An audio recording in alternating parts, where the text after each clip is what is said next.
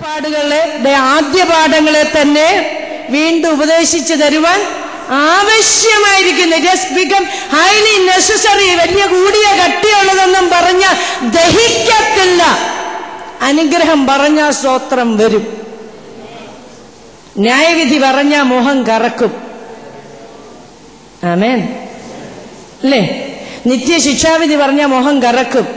കർത്താവിന്റെ വരവ് പറഞ്ഞാൽ ഉറക്കം വരും, നന്നായിട്ട് കോട്ടുവായിടും. Amen hallelujah. പിന്നെന്തോ പറയണം? പിന്നെ എലിമെന്ററി ടീച്ചിങ്സ് പറയണം. ആദ്യപാഠങ്ങൾ തന്നെ പറഞ്ഞു തരാൻ ആവശ്യമായിരിക്കുന്നു. ദൈവസഭയ്ക്കകത്തെ ആത്മീയമായിട്ടുള്ളവരുടെ അവസ്ഥയെക്കുറിച്ച് പൗലോസ് പറയുകയാണ്. അടുത്ത വാക്യത്തിൽ പറയുകയാണ്, കട്ടിയായുള്ളത് വല്ലതും പറഞ്ഞാ ദഹിക്കുമോ? ആമേൻ ആമേൻ ഹല്ലേലൂയ. കഴിഞ്ഞ ദിവസം എന്നോടൊരാൾ പറഞ്ഞു, ഈ സാധാരണ വിശ്വാസികൾ അവരോട് ഗഹനമായ കാര്യങ്ങൾ പറഞ്ഞാൽ അവരുടെ വിശ്വാസം നഷ്ടപ്പെട്ടു പോകും. ഞാൻ പറഞ്ഞു, അങ്ങനെ വിശ്വാസികളുണ്ടോ? എഫേസ്യ ലേഖനത്തിൽ നോക്കിക്കേ, 5-fold മിനിസ്ട്രി ദൈവസഭയ്ക്ക് കൽപ്പിച്ചു കൊടുത്തിരിക്കുന്നത് വിശുദ്ധന്മാരുടെ യഥാസ്ഥാനത്തിനാണ്. അത് വിശ്വാസത്തിന്റെ ഐക്യതയ്ക്ക് വേണ്ടിയിട്ടാണ്. ക്രിസ്തുവിന്റെ പ്രായത്തോളം തികഞ്ഞു വരുന്ന പുരുഷത്വം കാണിക്കേണ്ടിയിട്ട്. ഇതൊന്നുമില്ലാതെ ഇന്നും വന്ന് കുറച്ചുപേര്, ഭയങ്കര ആത്മീയര്, കുറച്ചു പേർക്ക് ഇത് പിടികിട്ടുന്നില്ല. കുറച്ചു പേർക്ക് എന്താണെന്നറിയത്തില്ല, ഒന്നും മിണ്ടത്തില്ല. കുറച്ചു പേര് എന്താ പറഞ്ഞ പാസ്റ്ററെ ചോദ്യം ചെയ്യാനുള്ള അറിവുണ്ട്. ചിലർ പാസ്റ്റർമാർ പ്രസംഗിക്കുമ്പോൾ കുറ്റം എന്തെങ്കിലും ഉണ്ടോ, മിസ്റ്റേക്ക് ഉണ്ടോ എന്ന് എഴുതി വെക്കുന്നവരുണ്ട്. ഇങ്ങനെ 100 തട്ടിലാ പോയിക്കൊണ്ടിരിക്കുന്ന സ്ഥലം. ആമേൻ. കട്ടിയായിട്ടുള്ളതൊന്നും ദഹിക്കത്തില്ല. ഇപ്പോഴും എന്താ വേണ്ടത്? ഫീഡിംഗ് ബോട്ടിൽ ചോദിക്കാത്തത് നമ്മുടെ ഭാഗ്യം. പാസ്റ്റർ അനുഗ്രഹം വല്ലോ, ഞായറാഴ്ച വരുമ്പോൾ അനുഗ്രഹം പറയണം. ഒരാഴ്ച നടന്ന് ഞങ്ങൾ ക്ഷീണിച്ച് വന്നതാ, വല്ല അനുഗ്രഹം ഉണ്ടെങ്കിൽ പറ. തലേ കൈവച്ചൊരാലോചന ഉണ്ടെങ്കിൽ പറ. അതിൽ കൂടുതലൊന്നും കേൾക്കണ്ട. അടുത്തത് പറയാണ്, പാൽ കുടിക്കുന്നവനെല്ലാം. അപ്പം ഈ എന്താ പറയുന്നത്, ഈ എലിമെന്ററി ടീച്ചിങ് സാധ്യപാഠങ്ങളെ കേട്ടുകൊണ്ടിരിക്കുന്നവനൊക്കെ നീതിയുടെ വചനത്തിൽ അഭ്യസനം, പരിശീലനം ലഭിക്കാത്തവനാ. സ്തോത്രം. എന്നും കുന്നും ഒരു പാട്ട് പാടുമ്പോൾ ഒരു പാട്ട് പാടിയാൽ ആത്മാവ് വരത്തില്ല. ഒരു പാട്ട് രണ്ടാമത് പാടി അതിൻ്റെ രണ്ടാമത്തെ സ്റ്റാൻസായിൽ എത്തുമ്പം പതിയെ അനങ്ങും. അല്ലേ അല്ലേ?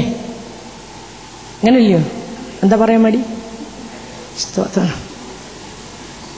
അതിൻ്റെ മൂന്നാമതെടുത്ത് പാടുമ്പോഴത്തേക്ക് എല്ലാവരും ഇച്ചിരി കുലുങ്ങാൻ തുടങ്ങും. സ്തോത്രം. സഭായോഗം വിട്ടിറങ്ങുമ്പം കുലുക്കവും തീരും. സ്തോത്രം. പാല് കുടിക്കുന്നവനൊക്കെ നീതിയുടെ വചനത്തിൽ.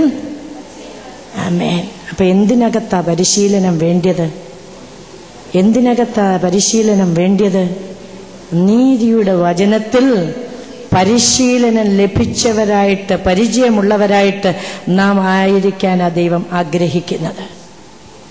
വചനത്തിന്റെ അടിസ്ഥാനം, വചനം അകത്ത് നിറയ്ക്കാത്തവന്റെ ഒരിളക്കവും നിലനിൽക്കത്തില്ല. കഥ പറഞ്ഞാകിയാൽ എന്റെ ഈ വചനങ്ങളെ കേട്ട് വീട് പണിയുന്നവൻ അവൻ പാറമേൽ വീട് പണിത ബുദ്ധിയുള്ള മനുഷ്യനോട് തുല്യം. ക്രിസ്തീയ ജീവിതത്തിന്റെ അടിസ്ഥാനം വചനമാ.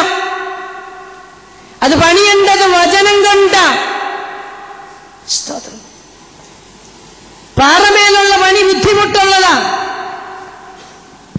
പക്ഷേ പറയുന്നുണ്ട്, അത് കാറ്റ് വന്നാലോ മഴ വന്നാലോ ഒക്കെ അത് അവിടെ തന്നെ നിൽക്കും. ഇത്തിരി പതിയെ പണിയത്തുള്ളെങ്കിലും പണിതത് അവിടെ നിൽക്കും.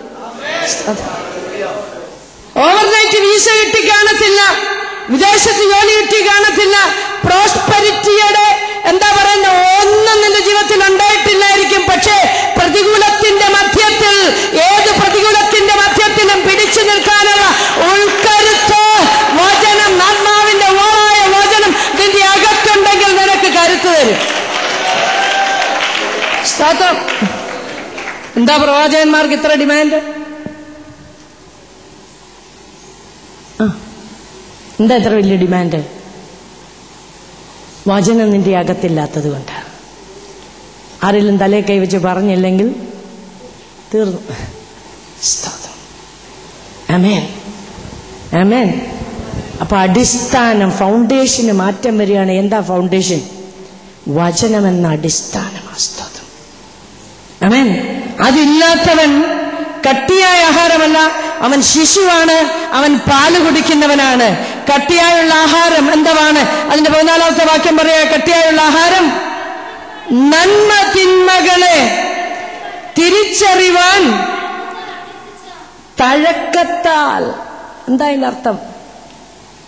എന്താ അതിന്റെ അർത്ഥം? മുമ്പ് വായിച്ചിട്ടുണ്ടോ ഈ ഭാഗം ആരെങ്കിലും? എന്താ അതിന്റെ അർത്ഥം? വാക്യം ഒന്നുകൂടെ വായിച്ചേ. കട്ടിയായുള്ള ആഹാരം എന്ന് പറഞ്ഞാൽ നീതിയുടെ വചനത്തിൽ പരിചയമുള്ളവൻ, അഭ്യസനം നേടിയവൻ, അവൻ നന്മ തിന്മകളെ തിരിച്ചറിയാൻ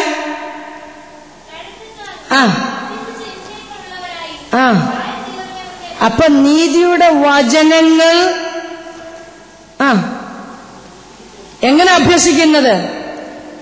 ദിവസവും അതുപയോഗിക്കുമ്പോൾ നമുക്കുണ്ടാകുന്ന എക്സ്പീരിയൻസ്,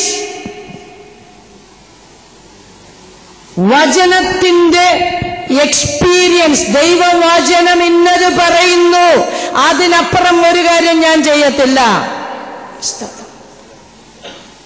അപ്പൊ ദൈവവചനത്തിന്റെ നോക്കിക്ക് നന്മ തിന്മകളെ തിരിച്ചറിയുന്നത് എന്ത് വെച്ചിട്ടാ? ഇത് വെച്ചിട്ടാ, ഈ പുസ്തകം വെച്ചിട്ടാ.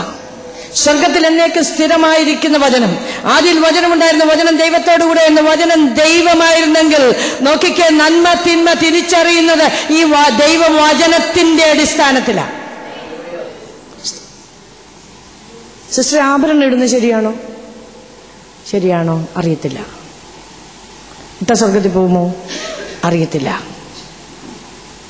ഇട്ടില്ലേ പോവും? അറിയത്തില്ല. എന്താ അറിയാതെ? നിനക്കെന്ത് വേണമെന്നുള്ളത്, നിനക്കെന്ത് വേണം, നീ എന്ത് ചെയ്യണം, എങ്ങനെ ആയിരിക്കണമെന്നുള്ളത് ദൈവവചനത്തിനകത്തുണ്ട്. അത് സ്വതന്ത്രന്മാർക്കൊരു ഉപദേശം, IPCക്ക് വേറൊരു ഉപദേശം, AGക്ക് വേറൊരു ഉപദേശം, ഷാരോന് വേറൊന്ന്, ചർച്ചക്കോടിന് വേറൊന്നും. ഇവിടെ നിന്ന് വേദപുസ്തകത്തിനകത്ത് ഒരു സഭ ഇവിടെ ഇല്ല, ദൈവസഭ എന്നുള്ള അല്ലാതെ വേറൊന്നുമില്ല.